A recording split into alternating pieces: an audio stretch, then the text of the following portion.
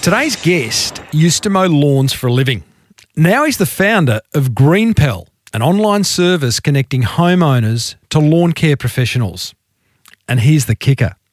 In just 3 years, it's turning over $20 million a year and experiencing 100% growth year on year. It's a very well fertilised episode 503 of the award-winning Small Business Big Marketing podcast. Well, I said, welcome to a small business marketing show where successful small business owners share their souls to take your marketing straight to the lead. Now, here's your host, Mr. Timbo Reid. And welcome back to your weekly dose of marketing clippings. I'm your host, Timbo Reid. You, infinitely more importantly, are a motivated business owner and you are ready to crank out some great marketing to build that beautiful business of yours into the empire it absolutely deserves to be.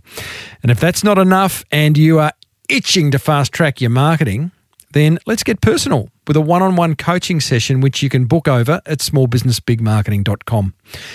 Big episode today.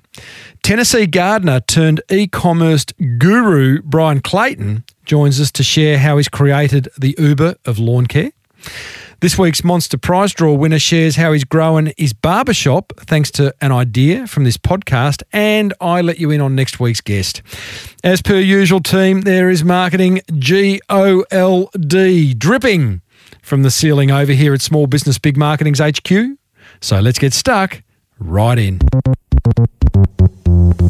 Bryan Clayton was the founder of PeachTree, one of the largest landscaping companies in Tennessee, growing it to over $10 million in annual revenues before selling it in 2013.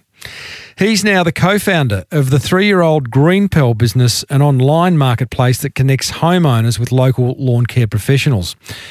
Now, how's this? Already it has annual turnover of $20 million, has 100,000 active customers, completing thousands of transactions every day, and he's experiencing 100% growth year on year. That's a great story. What's particularly interesting is Bryan has done this without any prior e-commerce experience. Even more interesting, I reckon, is that he could have easily, thanks to the sale of his first business, chosen to sit on a yacht sipping G&Ts somewhere in the South Pacific. Well, fortunately for us, he took the high road, and he's here to tell us exactly how he's done it. I started off by asking Bryan what he puts his success down to. Grit, perseverance, just hard work, and taking goals and refining them down into little small baby steps and just rinse and repeat, and is trying to hold every month, every year accountable to grow that business from scratch, just myself and a push mower, to when it was acquired to over 150 employees and several hundred pieces of equipment and over 70 trucks going out every day. And I attribute it to just small incremental success repeated over and over again for 15 years. Wow. So you're one of those guys, you started off on the tools, you're on a ride-on lawnmower. Did you back then think you were going to grow it into a mini empire? Was that your intention? Well, I started when I was really young. I was a teenager, and I was up in my room playing Nintendo one day, and my dad came into the room. He said, "Hey, we got a job to do. We're going to go mow the neighbor's yard." And I didn't want to take up that job, and he forced me to. And the two of us went and mowed the neighbor's grass. And I remember in 2 hours, we made $20 and we split it. He actually split it with me. And ever since then, I was hooked. I was hooked on owning my own business, becoming an entrepreneur. I was only 16 years old at the time, but I've never had a boss. I've never had a job. I've always worked for myself. And I in the beginning, honestly, no, it was just a love for setting my own path, charting my own course, setting my own hours, and making as much money as I wanted to make so long as I was willing to work hard. It didn't really hit me that this thing could be a real business until probably I was age 21, 22 when I was in college, and I was going to school at night and mowing yards 12, 13 hours a day and going to school 2 or 3 hours every night. When I started comparing with what I was making running this business with what my colleagues were getting in the marketplace when they were graduating business school. And I thought, man, if if I hang this up and go into some sort of business role at a large company, which is what I had planned on doing, I was going to take a major pay cut. And I guess I was 22, 23 years old. I had 5 people working for me. We had several hundred accounts at the time. And I actually sat down and wrote a business plan. And it was really crude, but I thought, okay, this is how I want to double the business every year for the next 5 years. And where I ended up wasn't that much far off from that plan.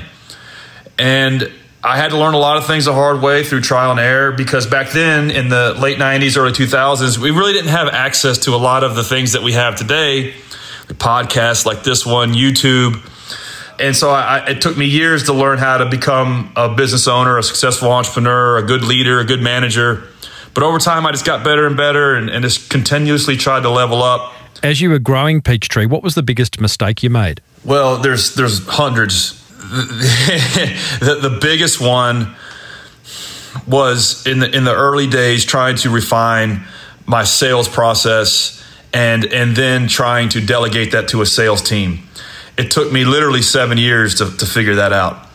And for a long time, as I was growing that business from just myself executing the services to, because in that business, it all runs on crews and how many crews you're sending out to take care of clients. And I had just 1 crew for a year, and then the next year, 2 crews, the year after that, 3 crews, and all up to about four crews. I was still running one of them. And so I'm running one of these trucks, and I have 3 other crew foremen running their trucks, and I'm still doing the sales. I'm in the truck making phone calls while my crew is out working. And I did that for a real long time. I spent too long doing it. I wish I had invested in a repeatable sales strategy early on and refined that, because I could have accelerated the growth of that company and built it in half the time if I had known then what I know now. Clearly a point where you did implement a repeatable sales strategy. What did that look like? So for us, it was something that I just had to learn by doing it wrong for so long. And the way I did it wrong was just competed on price. I tried to figure out ways to keep my overhead as low as possible and run our organization as efficiently as possible. And I would try to undercut my competitors. And in this business, it is a very price sensitive business, and it is a competitive business. However, selling on price is a race to the bottom, and it took me a long time to develop a sales process that, yes, price is important, but maybe it's not the most important thing. And I slowly began to learn to develop our sales proposition, our value proposition around, we're not just your grass cutting service. We're not just your landscaping contractor. We're in partnership with you to help you make more money. And so one of our first clients was McDonald's. And we literally... Well done. How do you get McDonald's? I have to go down that rabbit hole. Well, okay. I said I was mowing a lot of residential properties. But it's hard to scale this type of business solely doing basic residential work. So when I say like one of my true clients in terms of the commercial space, McDonald's was one of the first ones, because we were mowing the residential property for a franchise owner. And he owned 2 franchises in some small towns nearby where we lived. And I just begged him for years to give me a crack at them. And he never thought I could handle it, because I was a smaller business. And to your point, you have to be an established player to service a client like that. And finally, he gave me a shot, because I was able to spark his interest and say, hey, listen. We'll not only mow the yard, we'll clean all the cigarette butts out of the drive-through every time we come to mow the grass. Because I think if your clients are looking at a drive-through full of cigarette butts, they may not be inclined to supersize the value meal or get an apple pie. And as simple a proposition as that, it really hit home to him. He goes, you know what, that makes sense. Let's try it out. And so we did that. We took on those 2 properties. I just got to highlight that. Anyone listening, I mean, it's marketing 101. Go the extra mile. How many businesses in your industry, how many business owners, Bryan, would have gone, yeah, we'll just come and mow your lawn and we'll do a good job, but that's it? 99.9% of them, because that's what they think they're in the business of doing. They think they're in the business of cutting grass, when in fact, Their business is to beautify that property to help that owner achieve their objectives. I kind of hit on something early, but it took me years to kind of hone that strategy to no matter what the clientele was, whether it was McDonald's and any fast food client, because at the end of that company, we had over 400 restaurant locations that we were servicing.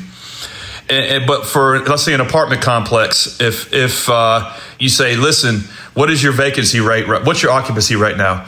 83%. Okay, I believe that if we take over your landscape maintenance for the next 12 months, we can improve that to 87%. And here's how we can do it. You've got your show property over here. Let's install some floral color there. Let's beef up the landscaping around that property. At the entrance, let's do these features to get people's attention, to draw them in, maybe to take a tour. And that worked. We were able to deliver results. And so we might have been a little more expensive, but we made our clients more money because that was how we approach sales. And that's how we approach running the business. Well, when you add value, it's no longer a race to the bottom in regards to discounting, and you can charge more. At least you can hold a price. Bryan, I had a guest on the show 3 or 4 years ago. His name was Taz Morlis. He was a commercial painter. He did apartment blocks and residential units, etc. The moment his business went, like 4, 5, 6 times in revenue was the moment he stepped off the tools, stepped out from behind the paintbrush, and purely focused on generating inquiry, doing the quotes, following up the quotes, and his business all of a sudden changed. He missed the tools, but his business grew exponentially. I'm guessing that's the same for you. What was that moment? Tell us about the moment where you made the decision that you are here to run a business. I read a book called The E-Myth, and I wish I had read that book year one. What an awesome manual for how to run a small business and how to really think about systemizing it. And at the time, I really was totally new to all of these concepts. And that book really codified it for me in such a clear way of understanding the simple notion of working on your business versus working in your business. And that's something I think a lot of business owners don't really understand, and they often conflate the two. That they spend, years working in their business, killing themselves, working 50, 60, 70, 100-hour weeks, and they're not spending any time working on the business. So effectively, they've just created themselves a job. And for me, I was guilty of that too. I was a micromanager. I worked 7 days a week, 10, 12 hours a day to run and grow the business. And it wasn't until I understood that I have to create processes and roles around every function that was required to run that business. Sure, my name might be on 8 out of 10 of those roles, but still I needed to delineate those. It wasn't until I understood that simple thing and then started peeling myself away from them. And so peeling myself away from crew foreman of crew number 4 and peeling myself away from chief mechanic and lawnmower blade sharpener to where I could focus on sales and what those high leverage activities for myself are was until the business was able to get from 1 million to 3 to 5 to 8 to 10. It wasn't until I understood that and started working on it did I not get that fulcrum to get to the next level. You got it to $10 million, Bryan, at which time you decided to exit. How did the sale come about? My businesses always have been a vehicle for my own personal development. If I look back the last 20 years running small businesses, I'm motivated by profit. Everybody is, but a big part of it is me growing as an entrepreneur, me growing just as a person, as a man, in my skills and my capabilities. And I had reached the point where I took that business as far as I could. I had 130, at times 150 employees, and I saw myself plateauing. I saw myself getting comfortable running it, and I decided, okay, it's time for the next challenge. And I had taken the company as far as I could. We were a market leader in our market in Nashville, Tennessee. I had no desire to take it multi-city. And so I decided, okay, let's craft this organization to be acquired. And it was one of the hardest things I've ever done for a couple reasons. One, just executing it, getting the deal done was extremely challenging. But also there was a psychological and emotional piece of it that I didn't anticipate. When you spend 15 years running a business, building from scratch, it really is your baby. And for me, it was a big part of my own personal identity. And so having to separate myself from that was a lot harder than I thought it was going to be. It's kind of like when you sell a company that you spent that long building, it's kind of like another man moves into your house and you get to share your wife with him, you know, and he doesn't listen to you about what she likes, you know, like that's how I would describe it. And then after about 6 months, you move out of the house. It was gut wrenching. Did that disappear once you saw the check come in for the sale of the business? You know, I mean, sure. You know, when the wire transfer hit and you're getting calls from your banker, all excited and stuff like that. Yeah, I mean, there's definitely a victory celebration there. But the melancholy set in after that, actually, when I realized, wow, this is no longer mine. Who am I now? What is my job here? What's my role here? Because I really loved running that company. I had a team. My culture in that business was like my family. And so I no longer was the man there. And there was tears shed from people that worked for me for 10, 15 years since the beginning. I cried. So that it was an emotional time. Aside from that, the mechanics of selling a business like that, I've heard that if you're selling a business for $5 or $10 million, it's just as hard as selling a business for $50 or $100 million, because players that buy businesses that size, the stakes are so high for them, they have to get it right. And so the due diligence is excruciatingly hard.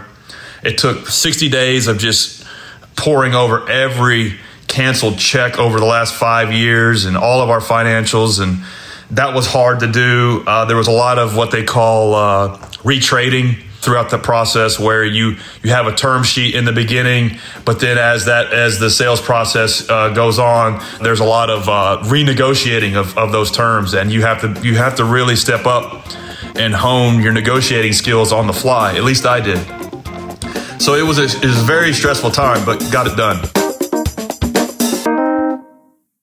We're chatting with Bryan Clayton, who started one of Tennessee's largest landscaping companies called PeachTree. He's now gone off and started an online business called GreenPal, which I find really interesting. What a drastic change, Bryan. First of all, explain what is GreenPal and how does it work?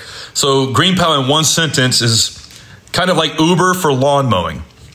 If you're a homeowner and you need your yard mowed, rather than calling around on Craigslist or off of Facebook or asking for friends and family for referrals, you can just get on GreenPal's website or mobile app, put your address in, and you'll get 5 quotes back in less than 60 seconds. You can read reviews, look at the ratings for these pros, and hire the service you want to work with, all without even making a phone call, even if your grass is 3 feet tall. So it allows you to get done in a couple minutes what would normally take you hours or days. And then after that first lawn mowing service goes well, you can book that service right through the app for as long as you own the home. What online experience did you have outside of, I'm sure, promoting PeachTree online on social media channels, et cetera, but what online business did you have to think you could successfully start what is essentially a business in the sharing economy? Yeah, very good question. I knew it was a good idea because I had spent my entire life in the industry as a service provider. You would think it wouldn't be difficult to find a good lawn mowing service, but it actually is. These services kind of come and go, and they're by nature not very reliable. And the good ones are hard to find because they don't have any brand presence. And so in my old business, we no longer did residential work towards the end of my tenure there, but we would still get 30, 40 phone calls every single day from homeowners begging us to come cut their lawn because they couldn't find anybody else to even return their phone call. So what we would do is we would keep a list of about 10 or 20 small service providers by the phone, and the receptionist would hand those numbers out. So effectively, we were a connecting service in our local community. One of our values was to be helpful if at all possible, and that's what we did.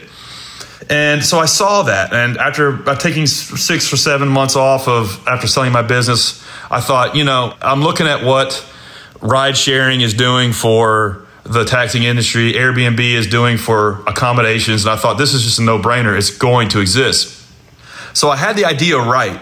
What I didn't have right was how difficult the execution was going to be on building the technology and building the platform and getting that right, because I had never done that. And I under-indexed, and I was naive about how difficult it was going to be to transition from a blue-collar entrepreneur as a contractor, basically, to a digital tech entrepreneur. And it took me at least 3 years until I made that full transition, in which I thought it was just going to be as simple as paying a development agency to build it. And it wasn't. I literally thought when we started, after I recruited 2 co-founders, that we were going to pay a local shop in Nashville that had coders to build the app. We would launch it, and we would all just, sit back and watch it grow. That's the furthest thing that I would have thought with that marketplace technology, though, you wouldn't necessarily need to build it from the ground up. I know I've had a fellow on the show, his name's Jason Wyatt. I had him on about 5 years ago. He owns a business called marketplacer.com, which you actually can buy the white-labeled technology, and then, put your brand over it. Did you actually build GreenPal from the ground up? Yeah, so a couple of those have sprouted up. I haven't used that one personally. This was 2014, so it might have been before a lot of that was available. We built it from scratch 3 times. The first time, my 2 co-founders and I, out of our own pocket, spent $120,000 with a local shop in Nashville, Tennessee, to build the first version. And after we launched it, and I'm using air quotes here, we had 22 users. And we realized that this thing was a total piece of crap. Nobody understood how to use it. It was clunky. It was difficult. It wasn't a good product. And we started to understand how much we didn't know. What did you miss? You were loyal in using a local web developer in Nashville. There's there's web developers all over the world that could have done an amazing job, probably at a much cheaper price. What did you miss? Were you sucked in? A couple key things. I didn't understand even what the term user experience was at the time, and what goes into crafting a simple, easy to use product. So just right from the get-go, the interfaces on how to review quotes, how to hire a service provider, and then how to schedule them again. As simple as those actions sound, it was hard to use. It just wasn't designed well. And that was our fault because we didn't know what we were doing. It wasn't until we launched the crappy version that we had that we were able to get feedback around it and understand, okay, this is how we really want to build this thing. And so when we launched the first version in the summer of 2014, we had to get users for it. And we didn't have any kind of marketing or user acquisition strategy. So my 2 co-founders and I, taking a page out of my former playbook from 15 years before, we passed out 50 to 100,000 door hangers all around Nashville to get people to use the website. And we did that, at least we knew that wasn't going to be a repeatable marketing strategy, but we knew we had to get users to use the website so we could get feedback to understand what direction we needed to take this thing. And we were reading a book at the time called The Startup Owner's Manual by an author named Steve Blank. And one of his core concepts of that book was get out of the building. So one of the fallacies when you're starting a tech company is that you can just sit in a room with your headphones on and code and not have to interact with anybody. And that's the trap a lot of startups fall into. And we were falling into that trap, but we wanted to follow the playbook. And so we got out of the building. And so the first few dozen users that used the website, the first version that came off of the flyers that we passed out, we reached out to all of them, begging for them to meet with us. We would buy them coffee, buy them dinner, whatever it took, so we could get the feedback to understand what problem did they think we were solving, why did they try to use it, why they didn't use it again, where did we delight them, if any, in any way, did it work, did it not work, and where did we come up short. And we learned so much through those few dozen interviews that we were able to take that feedback, bake it into the next version. And then in the second version, we did a smarter thing. We created a prototype for all of the interfaces before we laid the first line of code. And we then showed that prototype back in front of those same few dozen users just to ask them to use it. We didn't say anything, we just let them use it. And we conducted what they call usability tests, and we just took rigorous notes, understood, okay, this is how this screen needs to be tweaked, this is how this interface needs to be improved. And it was through that iterative process that we were able to launch the second version, which had a much better success than the first version out of the gate. And that's still, as simple as those concepts sound, they're still core to how we grow the platform today. Did you go back and use the same development company that built version 1, or you actually went elsewhere? Well, they went out of business, no surprises there. And we realized that if you're going to be in the technology business, you have to be able to execute and build technology. We knew that it was a joke that we thought that we were going to build a startup, but we didn't know how to engineer software or design software. And so one of my co-founders had a little bit of an engineering mindset, and so he attended a code camp, a code academy here in Nashville called Nashville Software School. It was a 6-month program, and he learned from scratch back-end software development. My other co-founder learned front-end software development and design, and I studied rigorously marketing, growth hacking, PR, any way we could acquire users at a repeatable and scalable way. And so that took a long time for us to kind of learn those skills and retrain and retool ourselves from scratch. But as we did, we were learning as we were working on it, and we just got better and better. And then we were able to again, start to delegate some of those things to individual specialists as the revenues grew. A business like GreenPal, which is essentially a directory business, always fascinates me because it's the chicken or the egg. You've got to get users and you've got to get advertisers, essentially. I imagine the first step was for GreenPal was to get advertisers, in this case, lawn mowing services, because then you could go out to the user and say, hey, look at what we've got. Am I right? And if I am, then how did you go and get a critical mass of service providers before you went out to the public? Absolutely. Great question. So to your point, yes, you are correct. In a multi-sided marketplace such as this, or any multi-sided marketplace, the chicken and egg problem is one of the most difficult to solve, especially if your marketplace is geographically constrained, meaning every city has to be built from the ground up from scratch. We did this wrong for a long time, but we finally developed a playbook where we understood how to have a repeatable market by market, city by city strategy.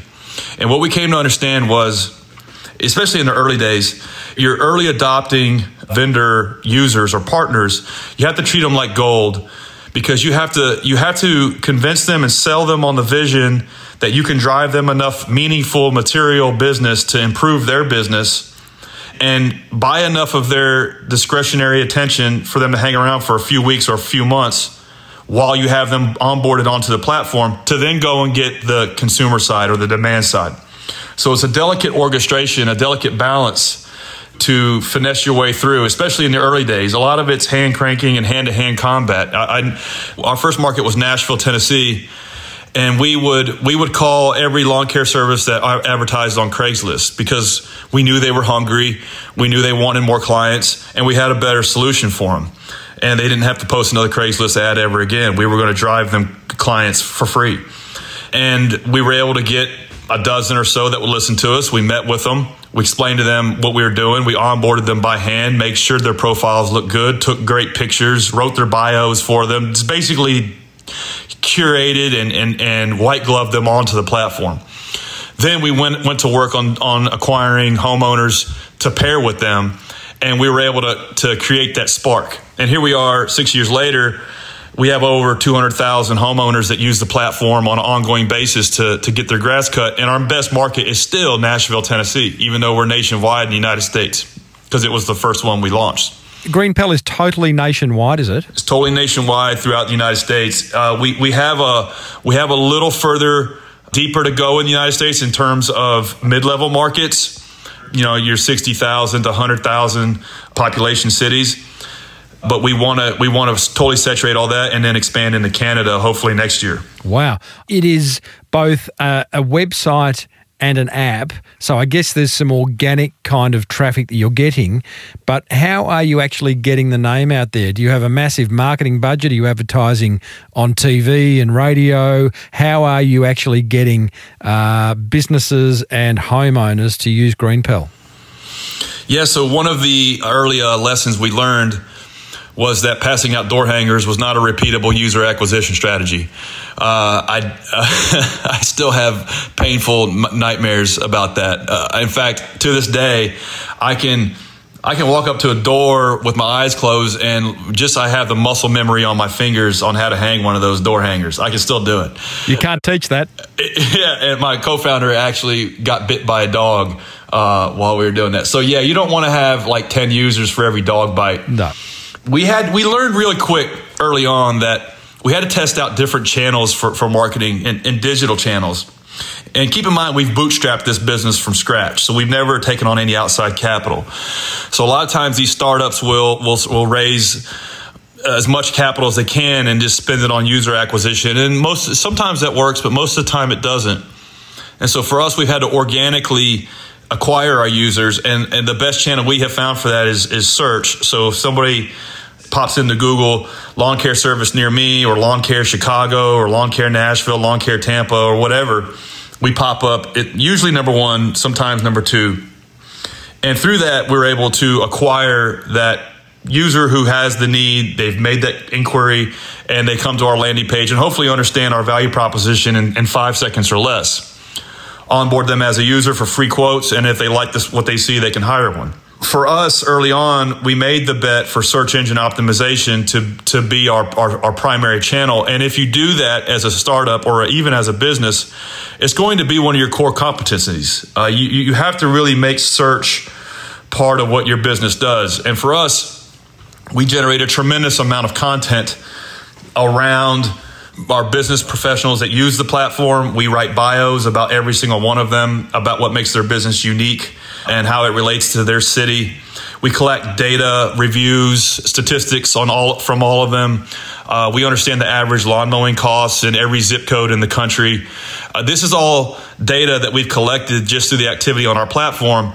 And then we package that and we curate it and then we surface it back to Google. And so all of this rich data and unique data is unlike anything else that's on the web. And so Google rewards that and shows it as one of the top results when somebody's searching for this, because it helps solve their problem.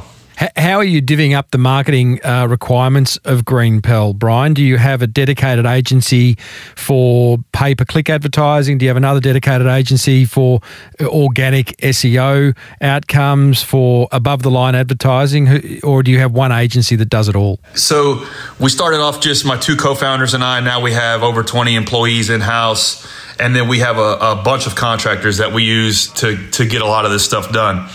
For me as a CEO, marketing and growth is still one of my core competencies, because a lot of times business owners will want to dole out the marketing and just hire an agency. And in many traditional businesses that works, and that's actually a better thing than, like, if you're a plumber, or to your earlier example, you're a painter.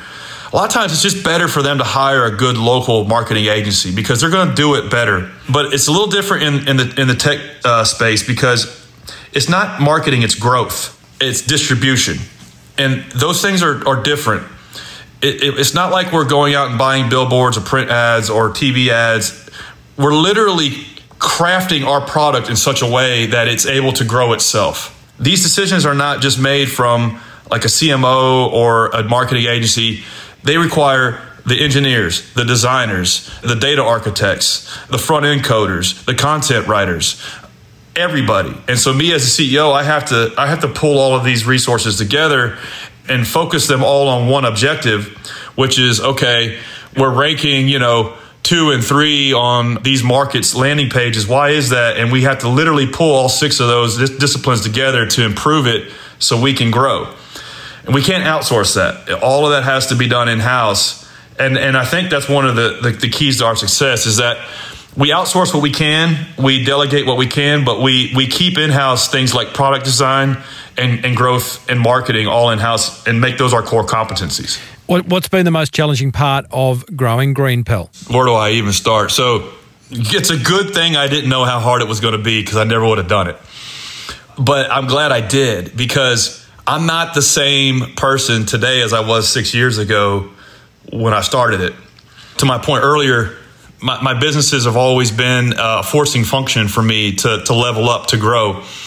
We are the creative force in our own lives, and my business requires me to be the best that I can be. So I'm glad it was hard.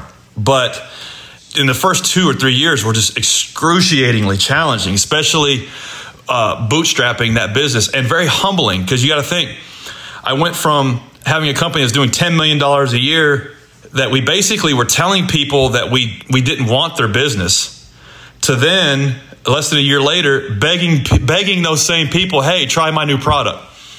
It was humbling, it was challenging, and the transition from blue collar entrepreneur to tech entrepreneur was one of the hardest things. Aside from that, the competition and growing one of these things and user acquisition without spending millions of dollars is probably the next most challenging thing. If you do these things in a sustainable way, it gives you defensibility. It creates a sustainable business. So it's like, if, a lot of times what goes up super quick comes down just as quick. Give us a sense of where GreenPal's at now in May 2020, Bryan. Just, turnover, staff, daily transactions, number of service providers. Yeah, so this year we're going to pass $20 million a year in revenue. And 6 years ago, I think our first year we did like $10,000. So we're doubling every year, in some cases more. We have 200,000 homeowners that use the platform every week, several thousand vendors that use the platform to not only get new business, but a large portion of run their entire business on top of our technology, which is really where we want to be. We want to be the platform that your smaller service providers or your new service providers just plug into, and they run their entire business on top of our technology, and GreenPal handles everything for them. That's our vision. And we're growing 100% year over year. And even through COVID right now, we're still set to hit that. And some of that might be that we have the wind at our back due to contactless means of ordering this service, which is lucky for us. But we're doing well now here in year 6. But the first 2 or 3 years was very much an exercise of faith. It's an incredible story. Not only do you build one business to $10 million, you go online and now you've built a marketplace turning over $20 million a year. A couple of times you've touched on, or more than twice actually, a business for you as a vehicle for your own personal development, you've said. And I just want to understand that a little bit more, because I think there's something in that for everyone listening.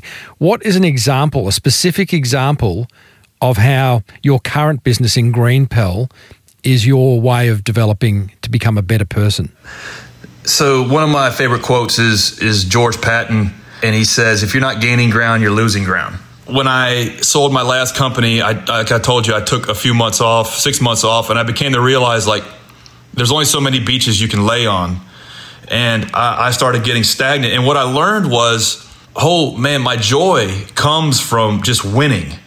It comes from setting out goals and knocking them down and just creating something that people like to use. And I had to learn that just from almost like going idle for a while. And GreenPal's taught me so many things, just how to design something that people will want to use.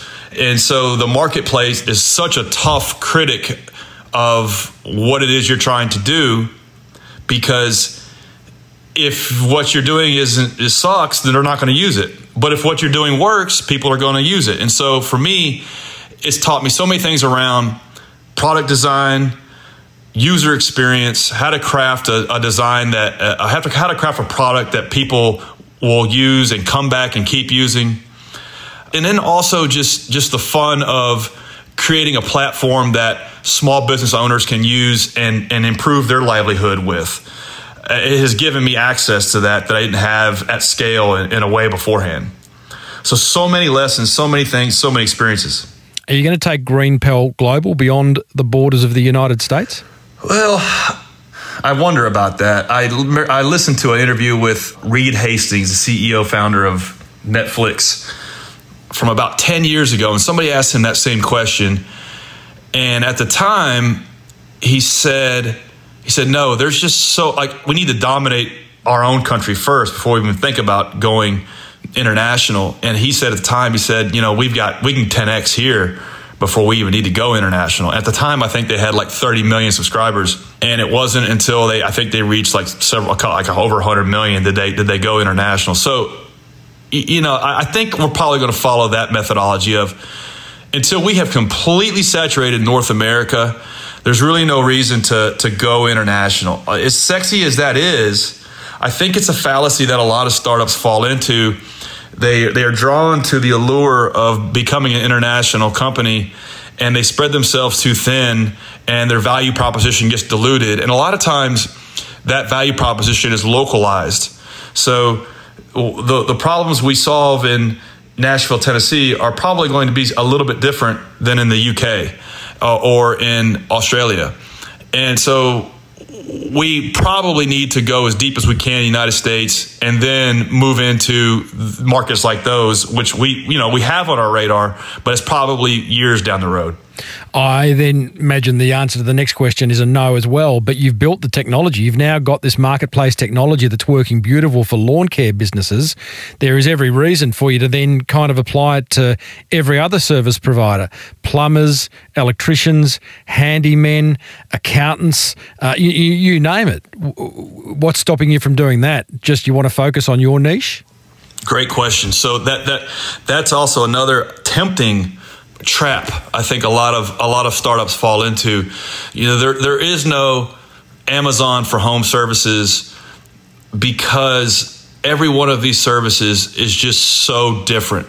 From the outside looking in, you would think they're all similar, but every one of them have 100 unique problems that are unlike the other. The plumber's day-to-day tool set looks very different than the painter's, than the lawn care service, than the handyman, than the home cleaning service. And so a lot of there's a graveyard of startups that have crashed hundreds of millions of dollars of venture capital into the ground, trying to go horizontal and not vertical. Our strategy and our thesis is you go vertical and go as deep as you can, and just become the default system of record for that service provider, because your tool set is so tailor-made to their day-to-day problems that you're able to then provide that Amazon-like, Uber-like experience to the homeowners to order these folks off the shelf.